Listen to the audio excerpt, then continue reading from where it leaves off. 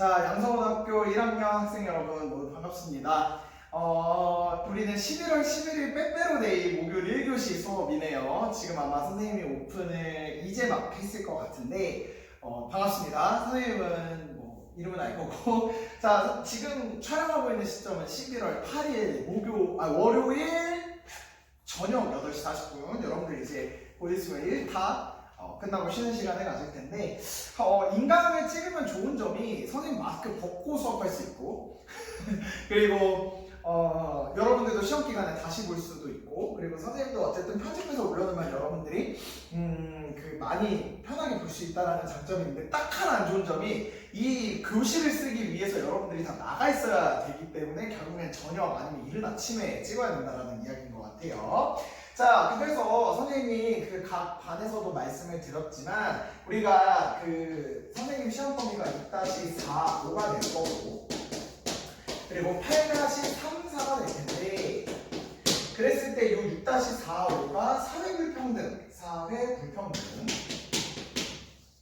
그래서 지금 선생님하고 열심히 교실 수업에서 이 사회불평등에 대한 여러 조롱한 모습들을 많이 보고 있죠. 근데 요거는 지금 현재 밤마다 진도가 좀 차이가 나기 때문에 오늘은 요거 하나만 다 끝낼 예정입니다. 그래서 국제사회 파트고요. 이 국제사회 파트, 국제정치 파트는 교과서로 페이지 238쪽부터 243쪽입니다. 그래서 요거는 어떤 개념 프린트 이런 게 따로 있지 않고요. 교과서로만 딱 개념 정리해서 끝낼 예정이고 그리고 여러분들이 나중에 문제 프린트 풀 때 관련된 문제 정도만 정리하시면 딱 괜찮겠다 이렇게 생각하시면 되겠고 그래서 오늘 인강은 8-3, 4로 진행한다고 여러분들이 생각하시면 되겠습니다. 지금 이게 젖은 지우개라서 선생님이 새로 갖고 와봤어요. 자, 그럼 우리는 교과서 238쪽 지금부터 국제사회에 대한 이야기를 좀 시작을 해보려고 하는데 그 첫 번째가 바로 거기 나오는 평화에 대한 의미입니다. 그래서 8-3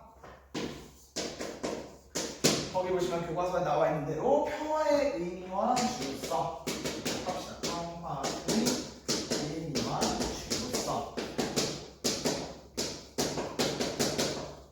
자, 여기서 우리가 이야기를 할 거는 결국 여기 단원에 딱 나옵니다. 평화가 뭔지, 평화의 의미를 정확하게 알아야 되고 그리고 왜 우리가 우리 사회에서 평화를 가져야 되는지 그 중요성을 깨달으면 되겠네요. 그랬을 때 평화란 무엇일까? 라고 나와 있는 교과서 부분 한번 가보도록 합시다. 평화로운 삶은 인류가 끊임없이 추구해온 이상이다. 하지만 인류의 역사상 갈등과 분쟁, 폭력이 존재하던 시기는 거의 없었으며 지금도 세계 곳곳에서는 다양한 원인으로 분쟁과 갈등이 발생하여 평화를 위협하고 있다. 그렇다면 평화는 무엇일까? 이 물음에 답하려면 밑줄 평화의 소극적 의미 그리고 적극적 의미를 살펴볼 필요가 있다. 에다가 밑줄을 쳐보시면 되겠습니다. 안타깝네요. 자, 그래서 평화의 의미가 무엇입니까? 봤더니 소극적 의미와 적극적 의미가 있다 라고 이야기를 하고 있어요. 자, 그러면 소극적 의미부터 가볼게요. 소극적 평화란 밑줄 전쟁이나 테러와 같은 물리적 폭력이 없는 상태. 그래서 그 다음 줄에 보시면 밑줄 전쟁, 범죄, 테러와 같은 직접적 폭력을 제거하는 것이 중요하다에다가 밑줄을 쳐놓으시면 되겠습니다. 자, 우리가 평화, 피스의 의미 이렇게 표현하나? 평화의 의미를 소극적인 의미와 적극적인 의미로 나눴을 때 소극적 평화 그리고 적극적 평화라고 이야기할 때 지금 소극적 평화가 이야기하고 있는 것은요 뭐라고 이야기하냐면 우리가 흔히 생각하는 평화의 개념이랑 동일하다 생각하면 되겠네요. 전쟁, 어떠한 테러 이런 직접적인 폭력 혹은 물리적인 폭력 이런 것들이 없는 상태를 우리가 평화, 소극적 의미의 평화다라고 이야기를 할 수 있다는 겁니다. 그런데 그 밑에 보세요. 그러나 과연 직접적 폭력만 제거되면 진정한 평화가 실현되었다고 말할 수 있을까? 다음 사례를 살펴보자.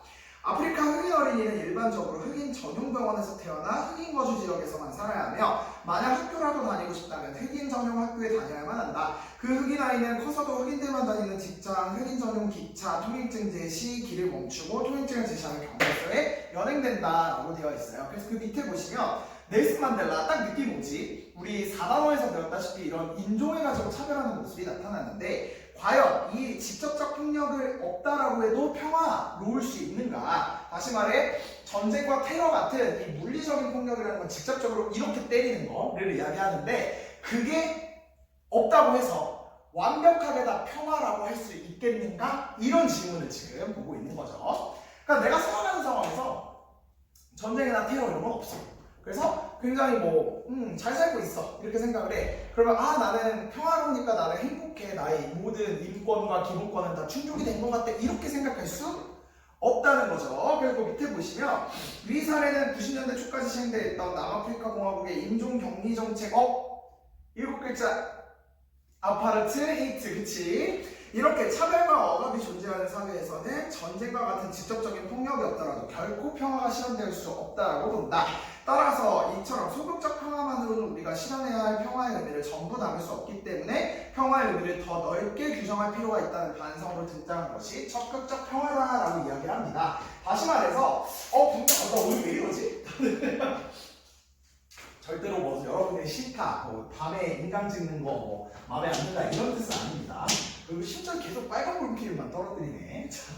어쨌든 그러니까 소극적 평화를 가지고 이 상태만 유지할 수 있도록 하면 우리 사회는 굉장히 평화로운 사회겠구나 이렇게 생각한다고 생각을 하고 살았더니 그것만으로는 우리의 평화에 설명하기 좀 부족하다. 그러니까 이게 이제 확장된 개념이 나타났다라고 이야기를 합니다. 그래서 적극적 평화에다 형광펜 쳐주시고 밑줄 직접적 폭력은 물론 빈곤, 기아, 각종 억압과 차별 및 불평등과 같이 한 사회의 동그라미 구조나 문화에 의해 구조와 문화의 동그라미 쳐놓고요. 의해 발생하는 간접적인 폭력까지 모두 제거된 상태를 의미한다. 밑줄을 쳐보시면 되겠습니다. 그러니까 이 적극적 평화는요, 여러분들 느낌 오겠지만 이 당연히 소극적 평화의 개념은 가지고 가는 겁니다. 그러니까 이 여기서 이야기하는 직접적이고 물리적인 직접 혹은 물리적인 의미의 폭력은 당연히 없어야 되고요. 당연히 없어야 되고요. 거기다가 추가로 뭐까지 같이 있어야 되냐라고 이야기하면 간접적 폭력, 간접적인 폭력까지 없는 상태여야 비로소 우리가 적극적인 의미로 평화라고 할 수 있다라고 이야기를 하는 겁니다. 선생님 여기서 직접적 폭력 그리고 여기서 간접적 폭력 이렇게 이야기하는데 그럼 이 간접적 폭력, 그러니까 폭력이라는 건 우리가 이거니까 내가 아프지 않으면 그리고 실제로 내 앞에서 이렇게 뭔가 생명이 뭔가 죽음을 당하고 이런 게 아니면 그건 알겠어요. 근데 이 폭력이 아닌 간접적 폭력은 뭐예요? 이런 거죠. 그러니까 직접적으로 이렇게 때리진 않는데 내 삶에 하여튼 뭔가가 불편해. 그리고 내 삶에 어쨌든 인권이 지금 침해가 되고 있는 것 같아. 그리고 내 삶에서 어떠한 문제점이 있는 것으로 보여져. 그런 게 모두 다 간접적 폭력. 그러니까 내 주변을 둘러싸고 있는 환경 자체가 내가 편하게 살 수 없게끔 만들어 놓는 모든 것을 이야기합니다. 그 중에서 선생님이 아까 여러분들에게 동그라미 치라고 했던 게 거기 보시면 구조 그리고 문화 있었죠. 그래서 이걸 우리 지금부터 필기를 좀 하려고 하는데 이 간접적 폭력의 종류가 무엇이 있는고 하니 거기 보시면 구조적 폭력이 있죠. 그리고 문화적 폭력이 있다라고 보시면 되겠습니다. 그럼 각각을 한번 살펴보도록 할게요. 자, 구조적 폭력이라는 게 뭐냐면 이게 사회구조이잖아. 사회구조라는 게 뭐냐면 내가 살아가는 데 있어서 나에게 영향을 주는 어떠한 시스템이라고 생각하시면 되겠어요. 그러니까 스트럭처, 영어로는 그런 건데 그러니까 내가 살아가는 데 있어서 뭔가 나의 가족, 나의 학교, 이런 내가 살아가는 어떤 공동체 이런 상황에서 나는 어쨌든 구조 속에서 살아가고 있잖아. 그런 상황에서 그 구조가 나에게 폭력을 주는 경우가 여기에 해당할 수 있겠습니다. 그래서 대표적으로 뭐가 있냐면 만약에 내가 태어난 국가가 민주주의를 시행하지 않고 어떠한 독재를 저지르고 있어. 혹은 부패, 또 정치 권력이 어떠한 좀 썩었다. 이렇게 한다면 내가 이 독재 사회, 부패 사회를 살아가고 있다면 나에게 직접적으로 폭력이 가해지진 않더라도 불편하겠지. 독재라는 것이 그 한 사람이 이 모든 국가를 좌지우지 휘젓는다는 것이기 때문에 나에게 영향이 올 수밖에 없고 부패 마찬가지. 난 열심히 세금 내지만 그게 결국 나에게 돌아오지 않는 모습들이잖아요. 그래서 이 구조적 폭력은요 어떤 식으로 이제 사람에게 작용을 하느냐 간접적으로 사람들의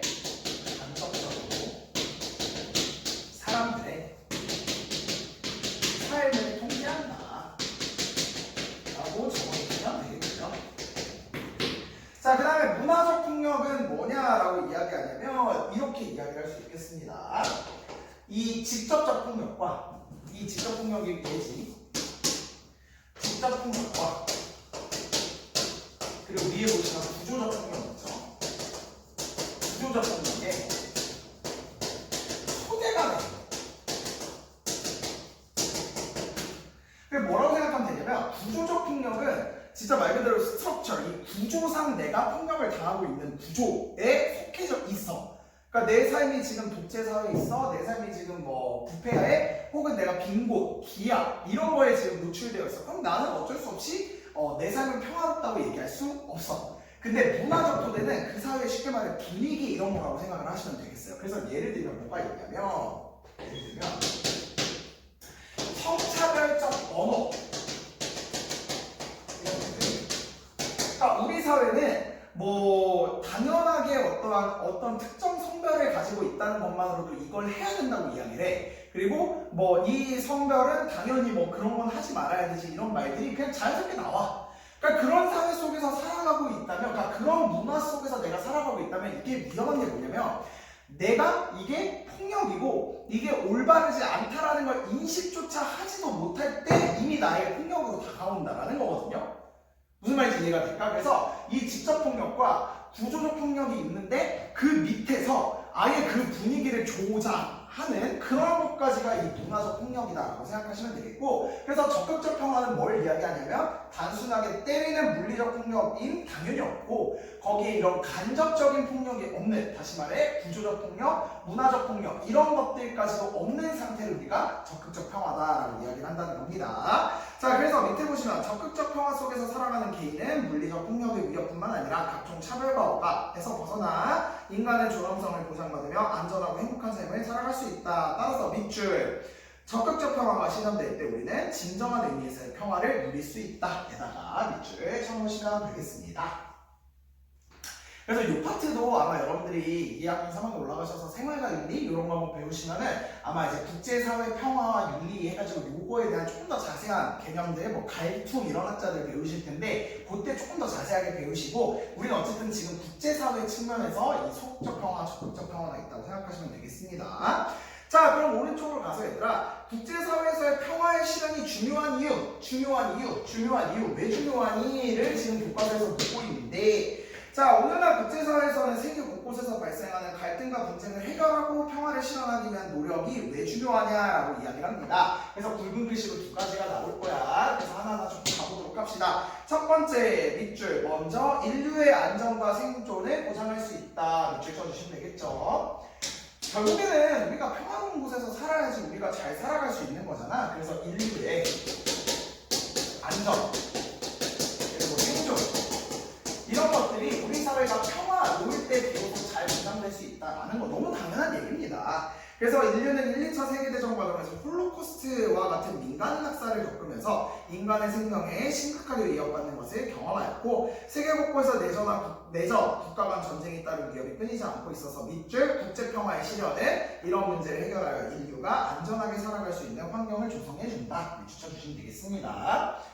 최근에 이제 아프가니스탄 같은 경우가 이런 상황이 좀 휘말려 있겠죠. 그래서 뭐 테러 이런 것들이 많이 나게 되면은 이제 나의 어떤 직접적 생명에 위협을 받을 수 있으니 일단 우리가 왜 평화를 지켜야 되느냐? 나의 생명을 지키기 위해서다. 뭐 당연한 얘기. 근데 얘만 그쳐서 얘만으로 끝나는 건 약간 이제 소극적 평화로서의 개념으로 끝내는 거지. 사실 우리 두 번째 이유까지 가야 되는 거야. 나아가 밑줄 인류의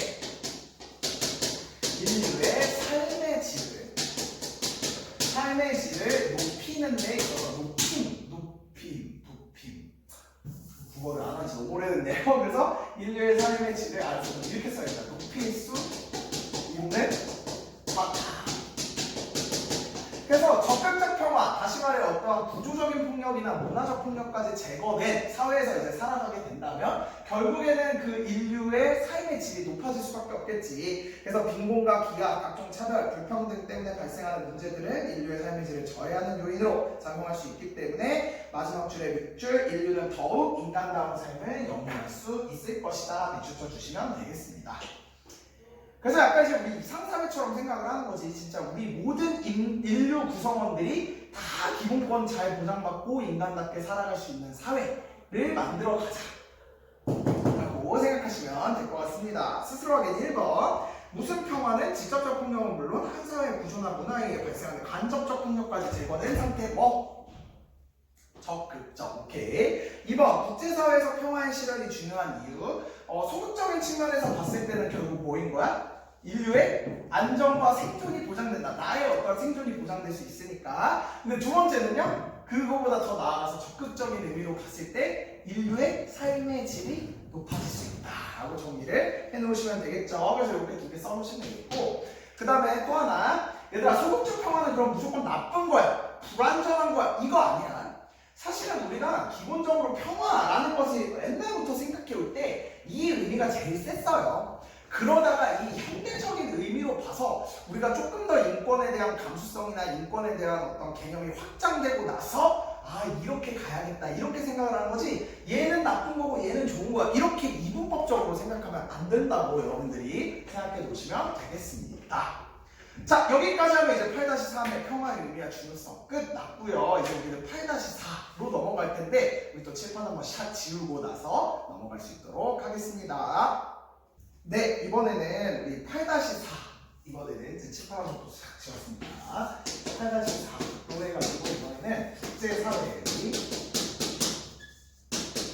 행위주체라고 표현되겠죠? 네, 국제사회의 행위주체의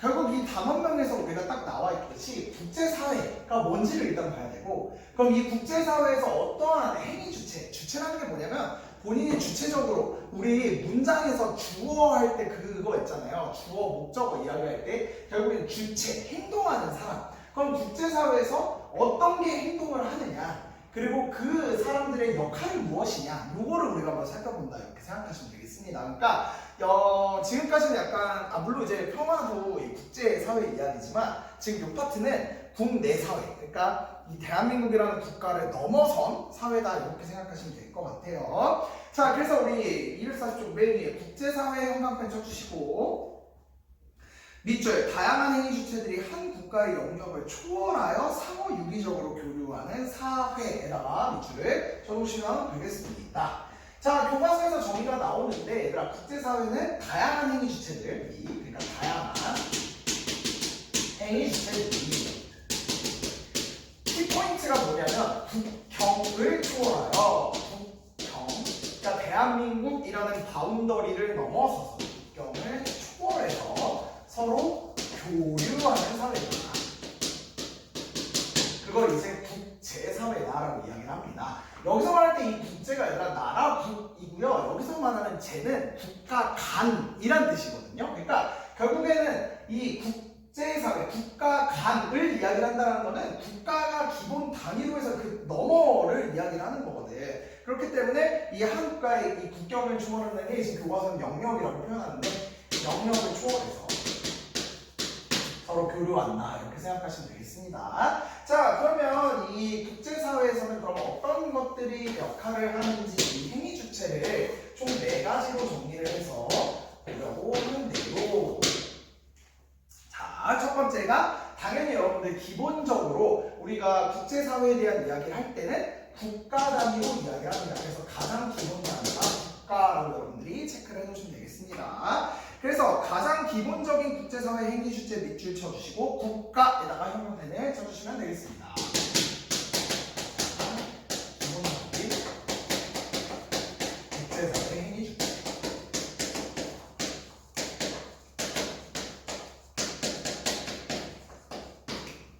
그러니까 우리가 이 지구촌 사회에서, 국제사회에서 이 지구촌 하여튼 국가, 간, 국제 뭔가 하여튼 그 단위에서 이야기를 해야 될 것들이 많아요. 뭐 예를 들면 이게 미세먼지 같은 것도 요즘에야 코로나 이후에 조금 덜해졌다고는 하지만 최근에는 그래도 조금 미세먼지가 나오고 있는 것 같아요. 근데 이게 개발 국가만의 문제만으로 해결할 수 있는 건 아니잖아요. 그치? 뭐 대표적인 또 지구온난화, 황사 이런 것들은 이게 여러 국가들이 사실 모여 있는 거거든. 그리고 뭐 이제 그런 사회 문제뿐만이 아니라 사실은 우리가 협력하고 뭔가 이제 다 같이 해보려는 그런 차원에서도 대표적으로 올림픽, 월드컵 이런 것도 있잖아요. 그러니까 그런 것에서 어떤 국제사회에서 뭔가를 할 때 결국에 가장 기본적인 행위 주체는 국가라는 거죠. 국가 단위로 참여한다라는 의미에서.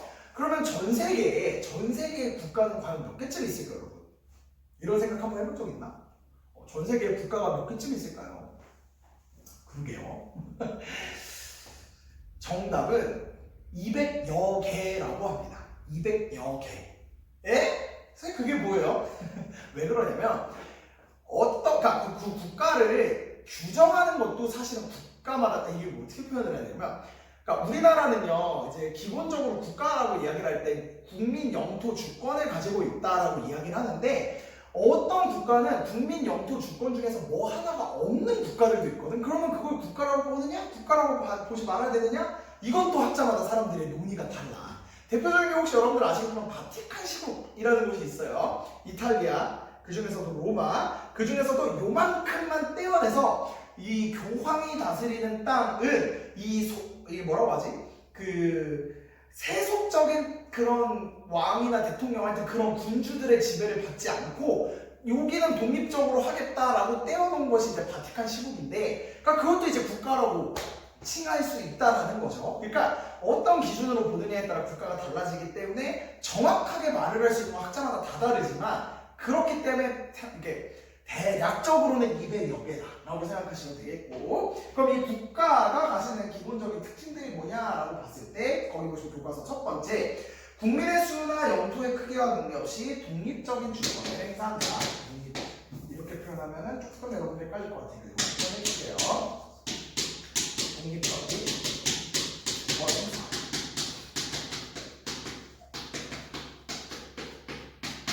그래서 여러분들 우리 대부분의 국가들이 지금 가입해 있는 국제기구 중에 하나가 유엔이라는 것이 있죠. 그랬을 때 기본적인 유엔에서 그 추구하는 건 1국가 1표예요. 다시 말해서 땅덩어리가 넓든 인구가 많든 적든 땅이 적든 그런 거와 상관없이 국가 하나당 한 표라고 이야기를 하고 있습니다. 이렇게 얘기하면 선생님 근데 제가 조금 더 알기로는 유엔의 안전보장이사회라고 해서 안보리라는 것들이 있는데 그러면 그런 것들은 강대국들의 힘의 논리에 이렇게 적용되는 거 아닌가요? 맞지? 그래서 우리가 이건 좀 딴 얘기인데 국제사회의 특징이라고 이야기하면은 지금 우리는 뭘 배우고 있냐면 국제사회의 행위 주체들에 대해서 배우는 거잖아. 그러니까 이 행위 주체들이 총 4가지가 있고 그 중에 하나가 국가인 거고, 국가의 특징은 어쨌든 세계적으로 봤을 때는 1국가 1표라는 것을 하고 있기는 한데 국제사회는 이 특징이 뭐냐? 무정부거든. 그러니까 우리나라 같은 경우에 이제 정부가 딱 자리 잡고 있잖아요. 근데 전 세계를 관할하는 정부가 있다? 이상하지? 없는 거 같지? 그러니까 무정부. 그리고 두 번째, 그렇기 때문에 힘의 논리가 작용이 돼요.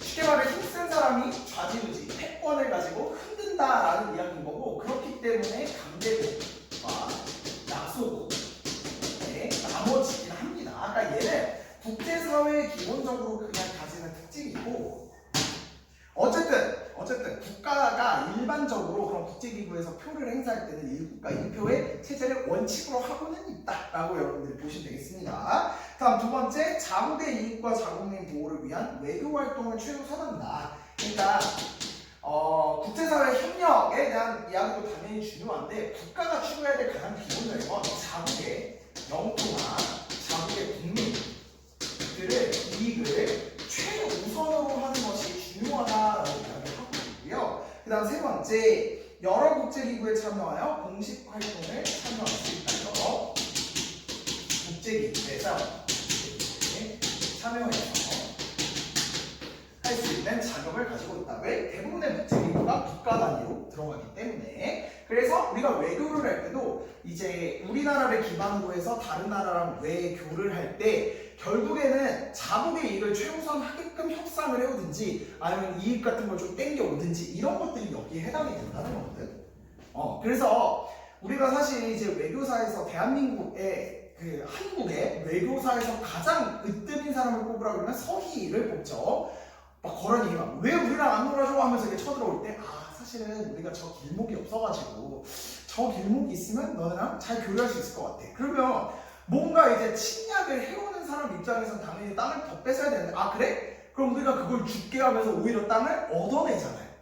그치? 그래서 이 인문사회계열 쪽 희망하는 친구들 중에 이 국제사회 쪽에 관심 가지고 나가는 친구들 중에 외교, 외교? 우리 학교 이번에, 그치? 여러분들도 분명히 이렇게 좋은 또, 그러니까 이게 꼭 좋다라기보다도 여러분들의 꿈을 펼치실 때 외교관 이런 사람들이 되고 싶어하는 사람들 중에 사실은 물론 이제 반기문 유엔 사무총장 뭐 이런 분들도 있지만 이제 그런 서희를 담고 싶다 이런 것들도 있었어요. 오케이. 다음 두 번째. 그런데 오늘날에는 개발국가의 노력만으로 해결할 수 있는 없는 국제사회 문제가 증가하면서 다양한 행위 주체들이 국제사회에서 활동하는데 대표적으로 밑줄 국가를 가입 주체로 하는 정부 간 국제기구입니다. 정부 간 국제기구. 그리고 또 하나 그 다음 줄에 보시면 민간단체나 개인을 가입 주체로 하는 세 번째 국제 비정부 기구가 있다. 국제 비정부 기구가 있다. 제가 체크를 해놓으시고 있습니다. 자, 2번하고 3번은요 둘 다 특징이 뭐냐면 얘의 공통점들은 국제기구라는 거야. 선생님 국제기구가 뭔데요?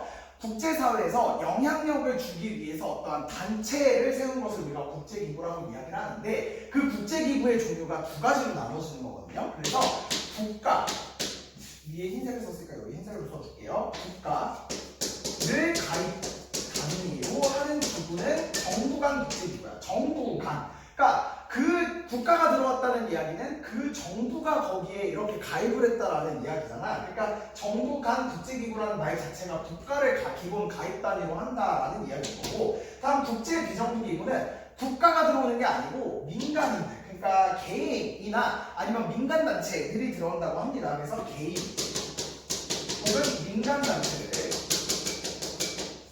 기본적인 가입 단위로 라고 생각하시면 될 것 같아요. 그러면 선생님 얘네들의 차이가 조금 헷갈릴 것 같아요 라고 하실까봐 대표적인 사례들 몇 가지 좀 들어보도록 하겠습니다.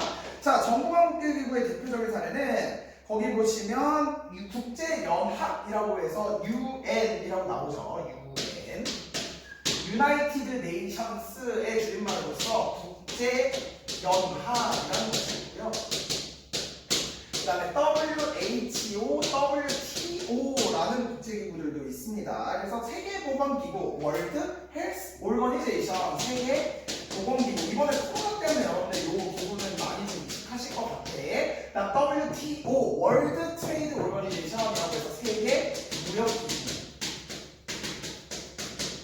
그리고 그 오른쪽에 보시면 국제통화기구라고 해서 IMF, 인터내셔널 국제 통화 펀드 기구고 통화 갑자기 생각이 안 나는데 뭐 선생님도 뭐인가 아무튼 그 내가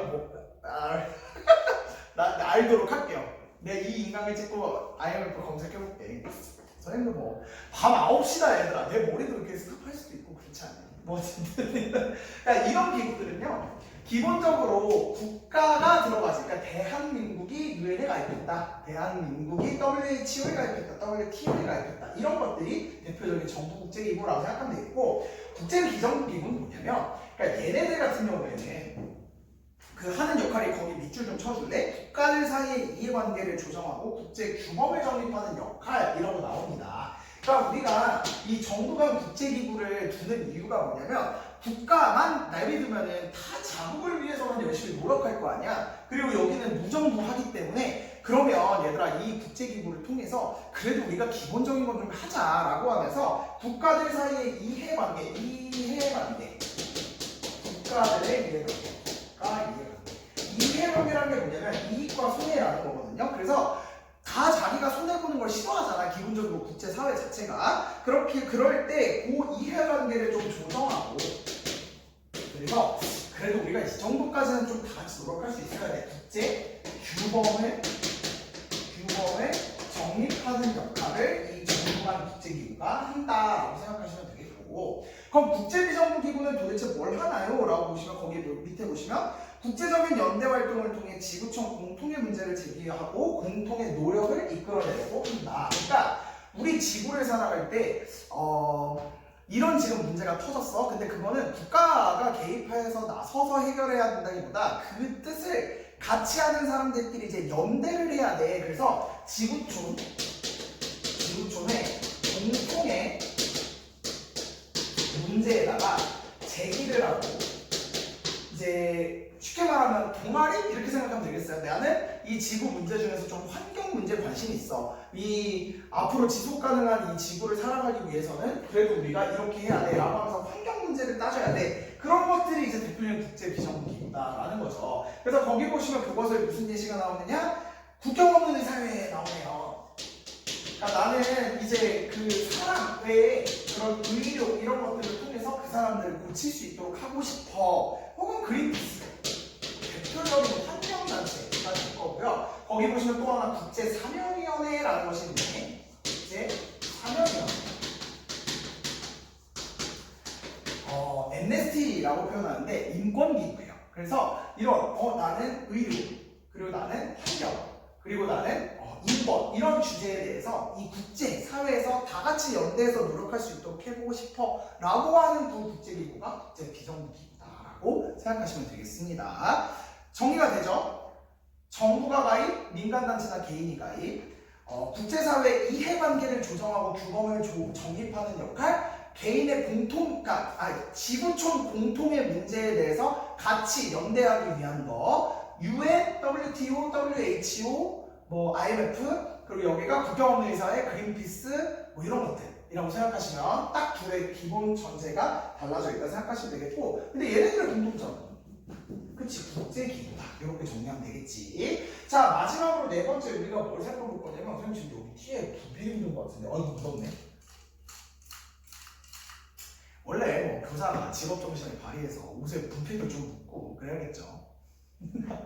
자, 그리고 네 번째는 뭐라고 보시냐면 마지막 줄에 이외에도 강대국의 전직 국가 원수나 노벨상 수상자, 국제연합 사무총장 같은 밑줄 국제적으로 영향력 있는 개인, 국제적으로 영향력 있는 개인이라고 생각하시면 되겠습니다. 개인은 개인인데 박우 선생님이 지금 여기서 이제 핵전쟁이 일어날 겁니다 이렇게 얘기한다고 해도 국제사회가 누구도 관심을 가져주지 않습니다. 그치? 근데 그러니까 내가 말하고 싶은 건 강대국의 국가 원수나 아니면 뭔가 영향력 있는 어떤 국제기구의 단체장이랄까 이런 사람들 같은 경우에는 그 사람들이 하는 행동이나 말로 국제사회에 영향을 받을 수가 있잖아요. 그래서 대표적으로 이 국제적으로 영향력 있는 개인들이 우리가 왜 그렇게 미국 대통령이 누가 되느냐에 따라 관심이 많은 거야? 대한민국의 대통령은 아닌데. 그치? 미국의 대통령이 누가 되느냐에 따라서 사실은 세계 질서가 많이 달라질 수가 있잖아요. 그런 것처럼 이 국제적으로 영향력이 있는 개인도 결국에는 이 국제사회를 영향 있게 하는 행위의 주체이다 라고 여러분들이 생각해 두시면 되겠습니다. 자, 그러면 우리 아까까지 배웠던 평화, 그리고 지금 이제 국제사회를 구성하는 이 행위 주체, 이 사람들이 이제 결합을 해서 국제 평화를 실현하기 위해 행위 주체의 역할들이 무엇인가 241쪽 가보도록 합시다. 오늘날 국제사회에서는 민족, 종교, 문화의 차이가 따른 갈등, 지하자원, 영토 등 국가의 이익을 둘러싼 갈등들이 일어나는데 특정 국가에만 국한된 것이 아니라 전 지구적으로 영향을 미치고 인류의 생존과도 영향을 미칩니다. 따라서 이러한 국제 갈등을 해결하고 평화를 실현하기 위해서 국제사회 행위 주체 역할들이 중요하다라고 되어 있습니다.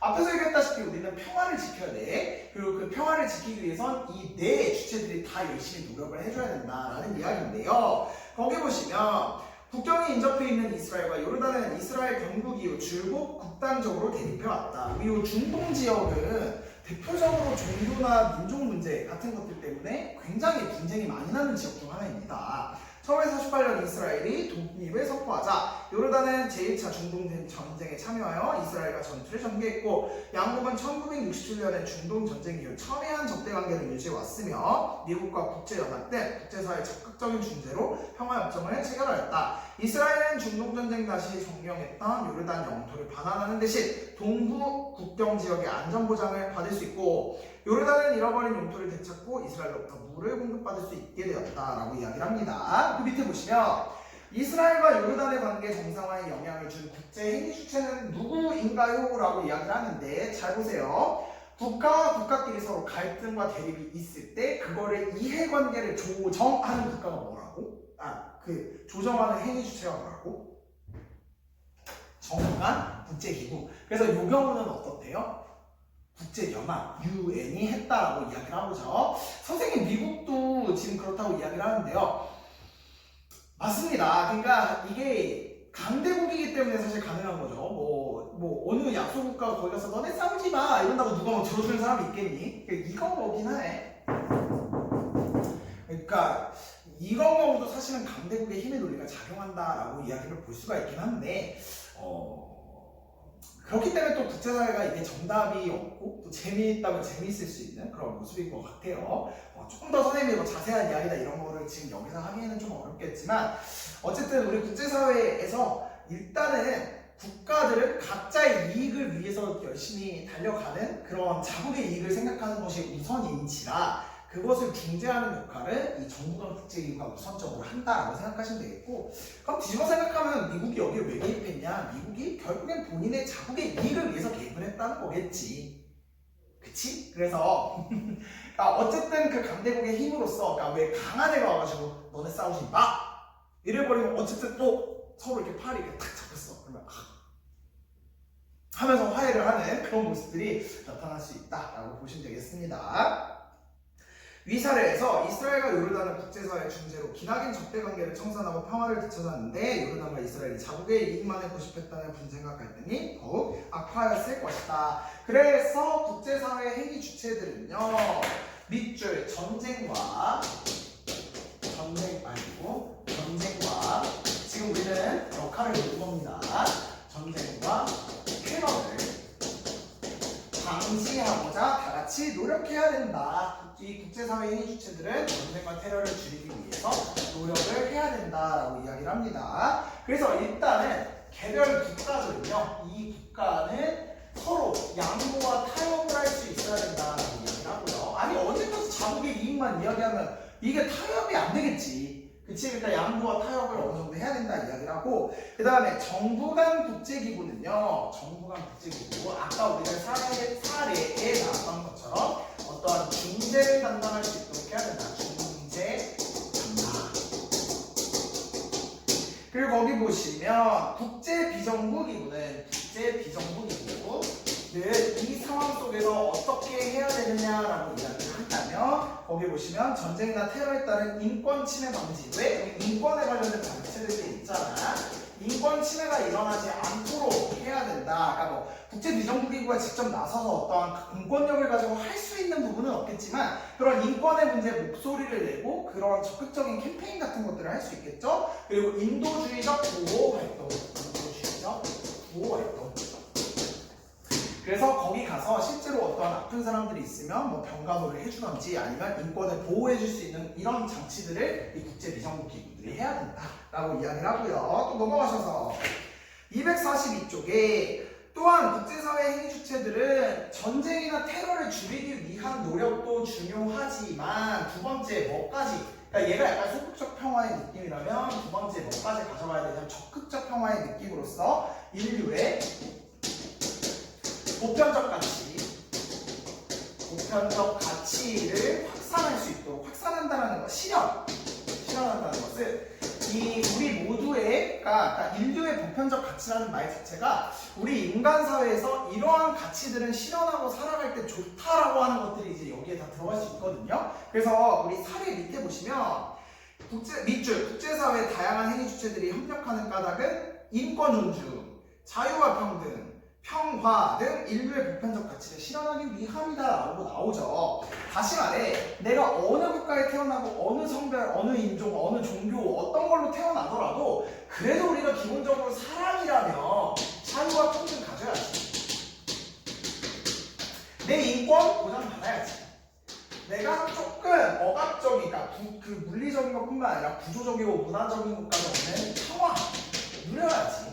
그러면 이거를 위해서 다 같이 우리 뭘 하자, 이 사람들이 다 같이 노력을 해주자라는 이야기라는 겁니다. 그래서 우리가 이제 국제사회에서 구호활동들 많이 보내잖아요. 뭐 어디가 지진이 났다, 뭐 아니면 어디에 뭐 수재민이 많아졌다 뭐 이러면은 거기 구호물자들 많이 보내주고 자원봉사자들 보내가지고 이렇게 돕고 이런 것들이 기본적으로 그 사람들의 인권을 지키기 위함이다 라는 것으로 확인할 수 있겠죠. 그리고 밑에 보시면 사례를 읽어볼게요.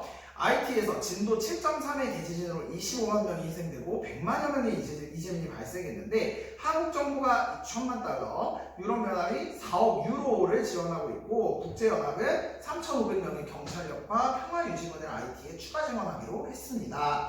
빌 클린턴 같은 미국 대통령도 IT 현지를 방문해서 구호 지원을 했고요. 국경 없는 의사회, 옥스팜, 적십자 이런 그 기구들이 가서 구호 대열에 동참하였다. 그러면 IT 재건을 위해 노력하는 게 주체는 무엇이며 이들이 협력한 까닭이 무엇일까 나오는데 일단 이들이 협력한 까닭은 이렇게 이야기를 할 수 있겠죠. 이들이 보편적 가치를 실현하기 위함이다. 인류의 보편적 가치를 실현하기 위함인데 지금 그 텍스트에서 우리 이걸 한번 찾아보려고 합니다. 이 텍스트에서 이 네 가지의 행위 주체들이 어떻게 나오는지 한번 가보려고 하는데 일단 국가 뭘 끄집어내실 거예요? 그치, 대한민국을 끄집어내겠지. 물론 IT도 찾을 수 있습니다. 다음 정부 간 국제기구는 유럽연합, 국제연합, 오케이. 그 다음에 국제 비정부기구는 국경의사회, 옥스팜, 적십자 이런 단체. 그리고 영향력 있는 개인은 빌 클린턴 같은 전직 미국 대통령 이런 사람들이 들어갈 수 있다는 거 확인하시면 되겠고 이렇게 여러 주체들이 다 노력하는 이유는 인류의 보편적 가치를 가지기 위함이다 라고 여러분들이 생각해 두시면 되겠습니다. 자, 그래서 우리 거기 보시면 밑에 국제사회의 다양한 행위 주체들이 협력을 통해 인류의 보편적 가치를 실현하기 위해 노력하면 인류의 삶의 질을 높이고 국제평화를 이룰 수 있을 것이다 라고 이야기하면서 그 밑에 보시면 말랄라 유사프자이라는 사람이 나오거든요. 이 사람은 이제 노벨 평화상을 받은 사람인데 이 사람은 어떤 사람이냐면 그 중동 지역에서 워낙 여성 차별이 심각할 때 여성들의 인권을 위해서 열심히 노력했던 사람이야. 그래서 뭐 다양한 구호 활동들뿐만 아니라 뭐 시스템도 만들고 이렇게 좀 했던 사람이라서 그래서 이제 이 사람이 노벨 평화상도 받을 수 있었고 그리고 이 사람이 사실은 영향력이 있는 개인으로서도 어느 정도는 작용을 할 수 있었다라는 것을 확인할 수 있고요. 그래서 여러분들 텍스트 한번 읽어보시면 되겠고 그 다음 오른쪽에 보시면 다양한 국제 비정부기구라고 해서 국경 없는 의사회, 국제 엠네스티 그리고 그린피스가 어떤 활동을 하는지 우리 한번 눈으로 좀 보도록 합시다. 그래서 위에 보시면 국제 비정부기구는 환경, 인권, 식량, 의료, 교육 등 국제 평화를 위한 영역에서 주로 활동을 하고 있다라고 이야기를 하고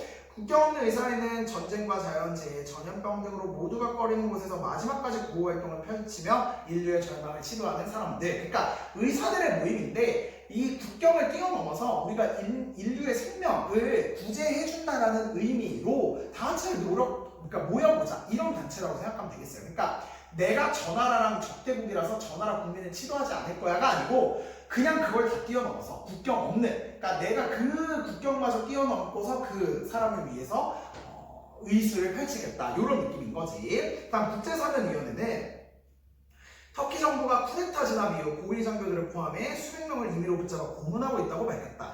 무자비하게 고문하는 것은 당연히 인권 침해죠. 나의 신체 자유를 침해하는 거니까 그런 것에 대해서 목소리를 내고 이 사람들이 강제로 지금 잡혀 있다는 것을 알리고 이런 역할을 하는 것이 엠네스티가 하는 역할. 그리고 밑에 보시면 그린피스는 미세 플라스틱의 유해성을 알리는 보고서를 발간하고 생활용품 속의 미세 플라스틱에 대한 법적 규제를 요구한다. 그러니까 이 미세 플라스틱이 어떤 해양 생물에 들어가서 왜 먹고 해서 결국 우리 몸에 쌓인다 뭐 이런 얘기 들어본 적 있을 거야. 목소리를 낼 수 있는 그런 단체가 바로 이 그린피스다라고 생각하시면 될 것 같습니다. 자, 그래서 우리 스스로하게 문제 풀어볼게요. 국제사회의 가장 기본적인 행위 주체는 누구? 국가. 2번 평화를 실현하기 위한 국제행위 주체의 역할은 무엇인지 서술해보자 라고 돼 있는데 일단 크게 국제사회 평화를 위해서 노력할 것 첫 번째 소극적인 의미로는 전쟁과 테러를 줄일 수 있도록 다 같이 노력해야 되고 그다음 두 번째는 적극적인 의미에서 인류의 보편적 가치를 실현할 수 있도록 해야 된다. 일단 이렇게 써놓고 그 다음에 인류의 보편적 가치를 실현하기 위해서 다 같이 모여들어서 노력하면 되는데 이거 권능과 테러를 줄이기 위해서 어떻게 해야 되는지를 선생님 모시고 한번 얘기를 해보도록 합시다. 자, 우리 사회에서 어떤 충돌, 또 국가 간의 테러, 무장, 충돌 이런 걸 줄이기 위해서 일단 전쟁 이런 걸 줄이기 위해서 국가끼리는 어떻게 해야 돼? 그치.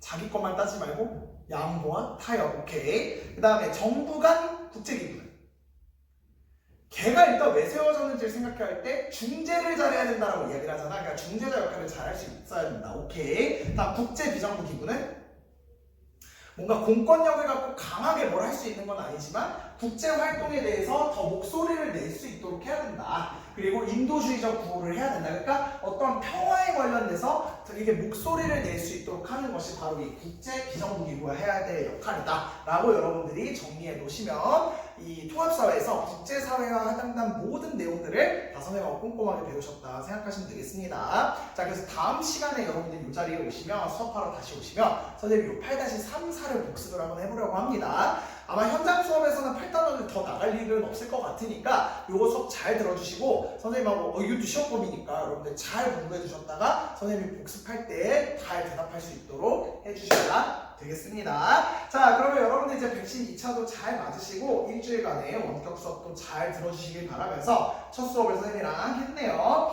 자, 그래서 우리는 11월 19, 20일 넘어서 21일 넘어서 이제 선생님하고 11월 20일 마지막 주에 볼 수 있도록 하겠습니다. 다들 보고 싶을 것 같네요. 얼른 빨리 학교로 돌아오세요. 안녕.